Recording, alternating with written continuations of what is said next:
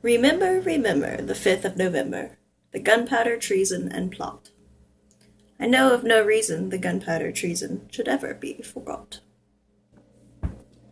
Happy Fawkes Day, guys, and happy Cooking Adventures with Katie. Yay! Number 12, Fawkes Day Cake. Yes, there is a cake. It is also called a parkin, and it is a traditional gingerbread of Northern England, and it's good with whipped cream. Yeah, that's the information I got for you. But it calls for a stick of butter, 2/3 cup molasses, cup of flour, 2/3 cup rolled oats, tablespoon of sugar, teaspoon of ground ginger, a 1/4 teaspoon of cloves ground, a 1/2 teaspoon of salt, a 1/2 teaspoon of baking soda, and a teaspoon of grated lemon zest, 2/3 cup milk. So that's what we're doing, a gingerbread type cake thing. And for Guy Fawkes Day on this 5th of November. Yay! Alright, so we're going to set the oven to bake at 350, and we are going to get an 8x8 baking pan. Alright, so in a saucepan, we are going to melt the stick of butter and the 2/3 cup molasses. I have never worked with molasses before, nor have I worked with fresh ginger, except in like one other thing. And so I have no idea how this is gonna come out. At all. No idea. None whatsoever. Nope. So, oh, it's a lot faster than syrup. Alright, so let's see how this works.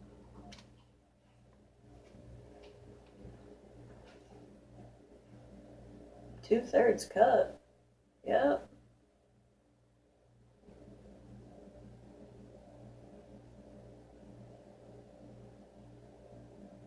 This is so weird.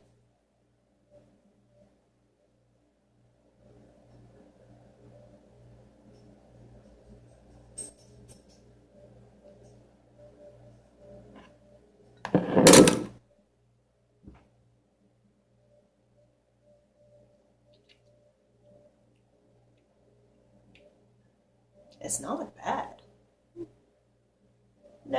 Never had just straight molasses. It's not bad. It's earthy. It's an earthy flavor. Kind of like the Tibetan honey that I have, but a little bit darker. Alright, so we are just melting the butter, so there's the stick, and we are going to add the molasses.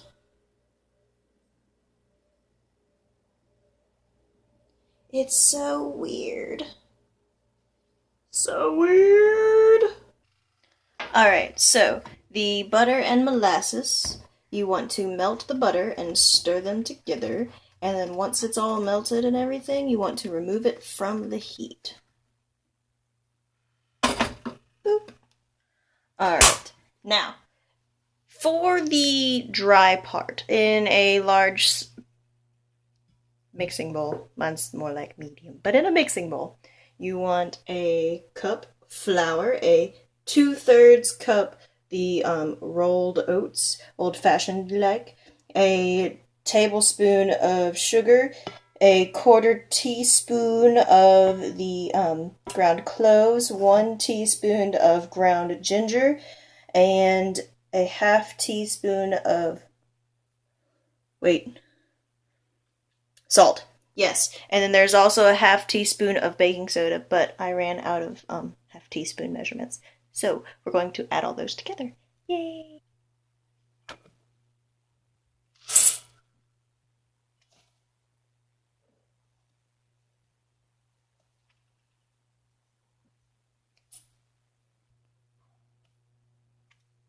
And an optional teaspoon of grated lemon zest.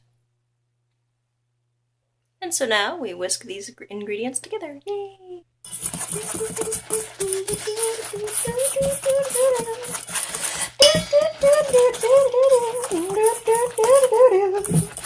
Alright, so now what we do is we mix the butter molasses mixture and the milk with the dry ingredients alternately. So we'll go molasses, milk, molasses.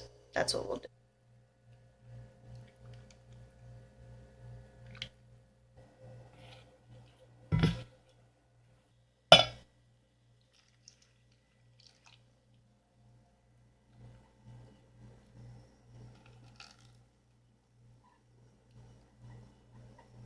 Alright, now we stir the rest of it in. And the batter's going to be really thin. And then we pour it into the pan. Alright, so here's what our batter looks like. It's so goopy. Alright, so now we want to put this into our, greased 8x8 pan. It will go into the oven, preheated at 350, for about 35 minutes, just until the top of the bread starts to pull away from the pan. So my oven cooks fast. It'll be about 30. So we'll do that.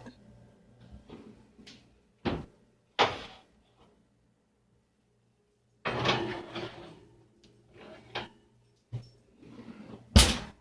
minutes! Alright, so while we're waiting for the cake to go through, I thought it might be cool to have a little bit of Guy Fawkes history for people that are like, "Whoa, V for Vendetta," and that's all they know. So, really, he's a Catholic dissident, and it was him and his 12 co-conspirators, and they spent months planning to blow up King James I of England during the opening of Parliament on November 5th, 1605. But their assassination attempt was foiled the night before, when Fawkes was discovered lurking in a cellar below the House of Lords next to 36 barrels of gunpowder. And yes, if you go to history.com, I'm reading this word for word. But when he was caught, the Londoners immediately began to light bonfires in his honor. And a couple months later, Parliament declared November 5th a day of Thanksgiving, and it's a public day of Thanksgiving, and named him Guy Fawkes Day. It's also known as Bonfire Night, and has been around since then in one way or another, in some way, shape, or form. It started over in England, but it also has transferred over here to the Americas, or at least the United States. Yeah, I don't know. But right now, or like in recent times, it's not so much a anti-Catholic thing, so much as just a day to shoot fireworks and drink wine and burn Gray Fawkes effigies and current politicians and celebrity effigies as well, which is kind of cool. But scanning the thing in January of 1606, Guy Fawkes, and I want to say it was 8 of his co-conspirators that were caught, were sentenced to be hanged, drawn, and quartered. And let's see. All right, but Guy Fawkes, in his image, has undergone something of a makeover since back in the day. Because back in the day he was known as a notorious traitor, but today in some circles he's portrayed as a revolutionary hero, such as the V for Vendetta comic book and the V for Vendetta movie, where he is a protagonist where there is a protagonist who wore a Guy Fawkes mask and outfit, in battling a future fascist government in Britain.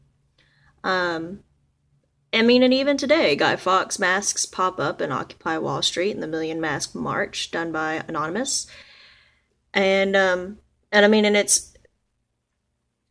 there's a dude named Robinson in at Southeastern Louisiana University who said that every generation reinvents Guy Fawkes to suit their needs. And while V for Vendetta is a present day thing, because there is a lot of government corruption. There's a lot of problems that we have, and over here in the United States, over in England, there's a lot of problems. In history terms of the conspirators with Guy Fawkes, there's a dude there with him called Robert Catesby, who was actually the one who proposed they blow up the church. Guy Fawkes was essentially just one of the flunkies. It's just, oh, that sounds like a good idea, Robert. It's good. Okay, cool. Why Fawkes was the one that got to be famous? Probably because he was found next to the 36 barrels of gunpowder. Probably that. But Guy Fawkes Day, Robert Catesby Day, because he's the one who had the idea. Either way, we're gonna have some delicious bread.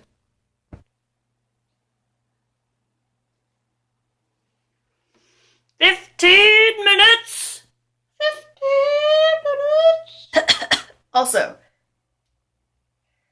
fresh ginger is really spicy, so especially when you get a thick piece.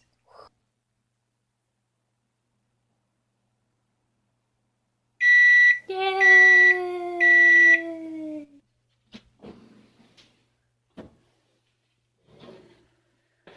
Woo! Look at that!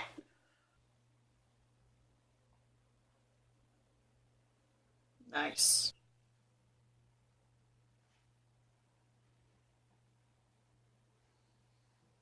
I'll tell you guys how it is.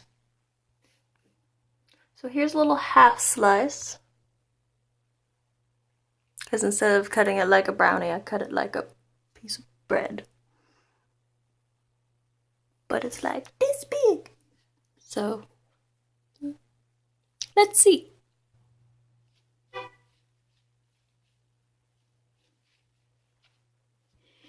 Alright. It's really moist. Kind of like brownies. Did I ever make brownies for you guys? I don't know. I'll have to look back. But, let's see.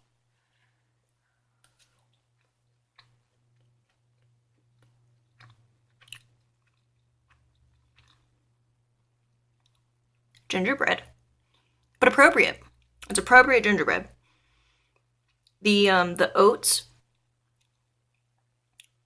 are really good in it. You have the texture, but you can't quite taste them. But this is really exciting because I could make gingerbread cookies this year. Yay! Yeah, no, it's really good. Came out quite tasty. Yeah. Oh, there's the molasses. Molasses aftertaste. All right. Well, cool. That was Cooking Adventures with Kaity, number 12. And it is Guy Fawkes Day, and happy revolution.